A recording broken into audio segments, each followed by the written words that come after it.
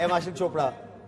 Memorial के बारे में कुछ बताना चाहता हूं। 70 साल भारतीय आर्म फोर्सेस ने वेट किया कि हमको वॉर मेमोरियल मिले। जब प्रधानमंत्री मोदी सत्ता पे आए तो उन्होंने एक अर्ली डिसीजंस में ये था कि हम वॉर मेमोरियल बनाएंगे, और जिस दिन ये वॉर मेमोरियल इनॉग्रेट हुआ तो मैं भी वहां प्रेजेंट था।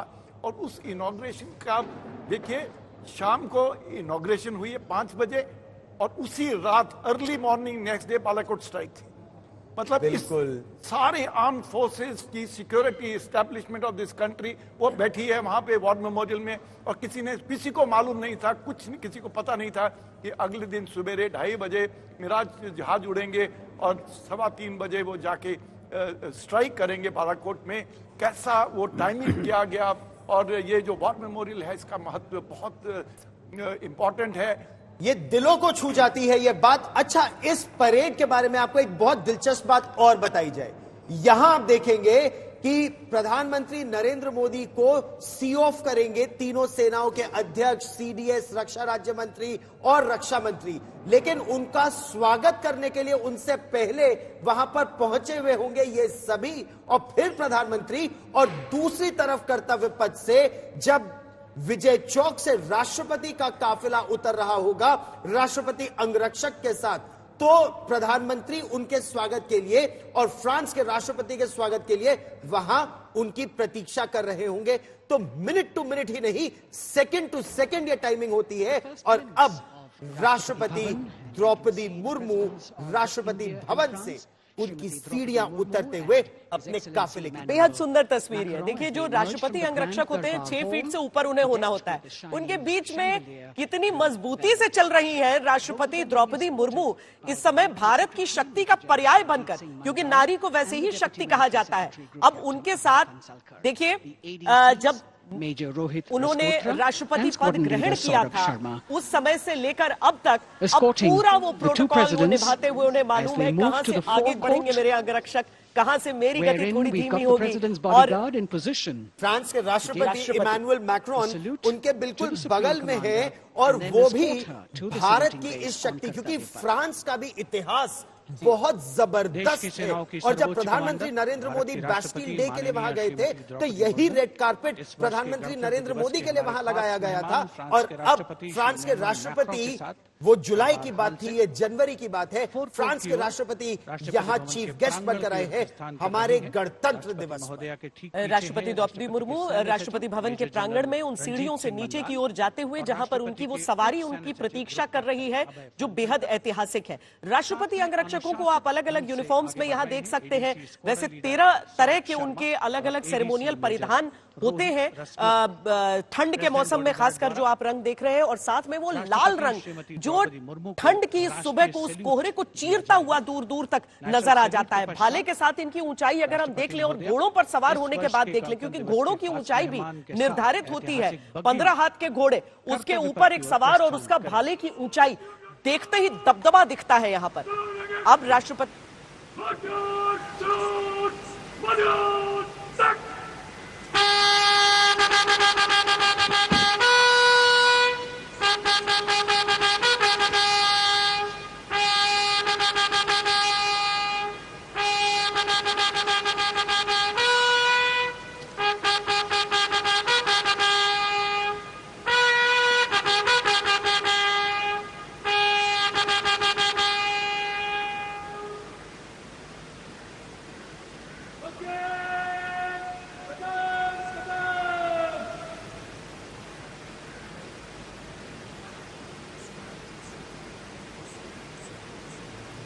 The smartly turned out president's bodyguard in the forecourt of Rashtrapati Bhavan on the magnificent horses.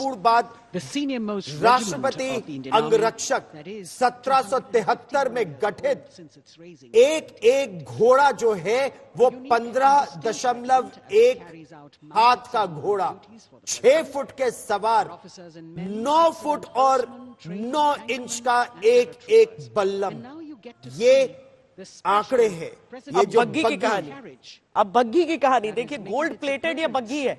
जब भारत और पाकिस्तान का बंटवारा हुआ, यानी जब भारत का बंटवारा हुआ और पाकिस्तान पैदा हुआ, तो उस समय बग्गी को लेकर यह समझ नहीं आ रहा था कि ये किस देश में जाएगा, किसके हिस्से आएगा। तब उस समय एक टॉस किया गया, भारत ने वो टॉस जीता और भारत को मिल गई बग्गी। पाकिस्तान का क्या हुआ? अब जिन्ना चाहते थे कि उनके शपथ ग्रहण में वो भी बग्गी पर जाएं। माउंटबेटन की तरफ से उनके लिए एक बग्गी का इंतजाम वहां पर कराया गया था पाकिस्तान में, पर उनके घोड़े के एक पैर में चोट लग गई और जिस दिन उन्हें जाना था अपने शपथ ग्रहण के लिए, उस दिन उनका घोड़ा आगे बढ़ नहीं पाया, गाड़ी में बहुत ही दुखी होकर उन्हें जाना पड़ा। लेकिन ये भारत की शान, भारत की विरासत, भारत की सांस्कृतिक पहचान की बग्गी, गाड़ी नहीं बल्कि बग्गी में निकल रही हैं राष्ट्रपति द्रौपदी मुर्मू अपने विशिष्ट विदेशी मेहमान के साथ। फ्रांस के राष्ट्रपति इमैनुअल मैक्रोन वो चीफ गेस्ट है इस वर्ष की गणतंत्र दिवस परेड पर, और दूसरी तस्वीर कर्तव्य पथ पर सलामी मंच पर पहुंच रहे हैं प्रधानमंत्री नरेंद्र मोदी। और आप देखेंगे कि रक्षा मंत्री राजनाथ सिंह, रक्षा राज्य मंत्री, रक्षा सचिव, तीनों सेनाओं के अध्यक्ष और चीफ ऑफ डिफेंस स्टाफ सभी प्रधानमंत्री का यहां स्वागत करेंगे और फिर प्रधानमंत्री राष्ट्रपति द्रौपदी मुर्मू और फ्रांस के राष्ट्रपति इमैनुअल मैक्रोन का यहां स्वागत करेंगे। तो ये एक जो परंपरा है, ये परंपरा, ये विरासत और 21वीं सदी का विकसित भारत। कह भी रहे थे, अब रक्षा मंत्री वहां पर तैनात है, प्रधानमंत्री का काफिला वहां पर पहुंचा है। बिल्कुल समयबद्ध तरीके से न केवल मार्चिंग कंटिजेंट्स अपनी रिहर्सल करते हैं बल्कि इन गाड़ियों की भी रिहर्सल होती है। जब कर्तव्य पथ पर वो गाड़ियां ठीक उसी समय पर पहुंचती हैं जिस समय पर आज के दिन यानी 26 जनवरी की सुबह पर सबको पहुंचना होता है। तो अब रक्षा मंत्री सबसे आगे आपको दिखेंगे, उनके ठीक पीछे जो पूरा मंच है वहीं पर प्रधानमंत्री भी रहेंगे। हालांकि राष्ट्रपति द्रौपदी मुर्मू और इमैनुअल मैक्रोन के स्वागत के बाद वहां पर जो बैठने की व्यवस्था है वहां पर प्रधानमंत्री जाकर आसीन हो जाएंगे।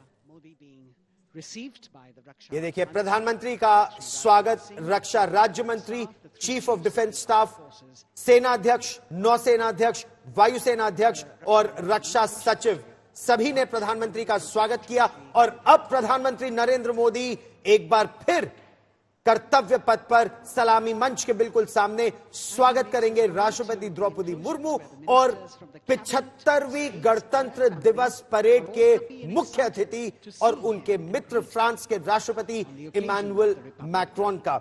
ये एक ऐसा संबंध है जो दोनों ही देशों की प्रगति में एक बहुत महत्वपूर्ण भूमिका निभाएगा। देखिए प्रधानमंत्री वहां पर सिर्फ इंतजार नहीं करते रहे बल्कि तब तक उन्होंने सोचा कि जब तक आगमन होता है तब तक मुलाकात कर ली जाए, भेंट कर ली जाए सब लोगों से।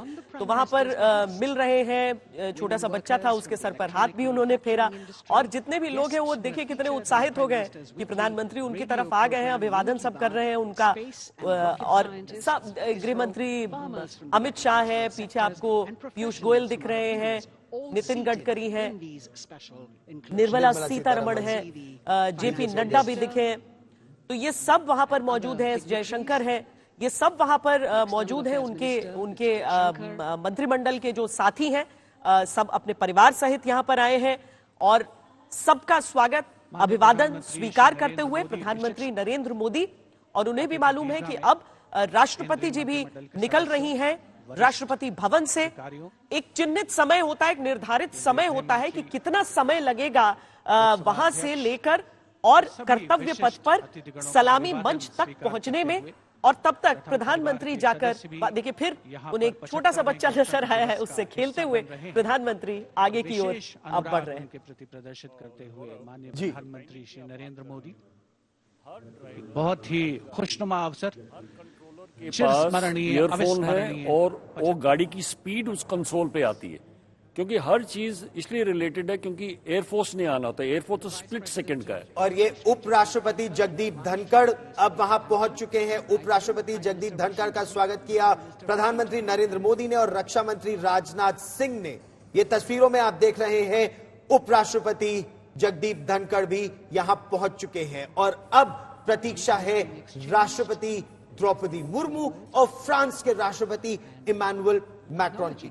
फ्रांस का जो कंटिंजेंट है उसमें 130 फॉरेन लीजन के सिपाही फ्रांस के हैं। इसमें कई देशों के सिपाही जो फ्रांस के लिए लड़ते हैं, इसमें अलग अलग मूल के लोग, जैसे नेपाली मूल के, भारतीय मूल के, अलग अलग देशों के मूल के लोग नेपाल की जो इस समय फ्रांस की सेना में मौजूद है, उनकी भी हम आपको एक झांकी दिखाएंगे। और ठीक उसी समय जब वो 130 सिपाही मार्च पास कर रहे होंगे, 90 सिपाही और उनका बैंड, ऊपर से उनके विमान जा रहे होंगे, और ये विहंगम दृश्य इस समय आप देख रहे हैं। एक तरफ नॉर्थ ब्लॉक, एक तरफ साउथ ब्लॉक, और बीच में राष्ट्रपति द्रौपदी मुर्मू उस ऐतिहासिक बग्गी में।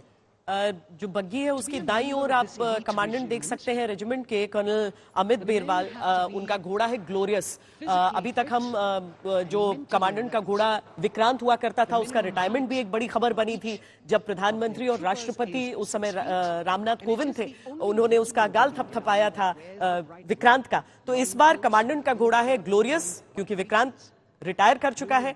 और उसके साथ ही जो सेकंड इन कमांड है लेफ्टिनेंट कर्नल रमाकांत यादव, उनके घोड़े का नाम है सुल्तान।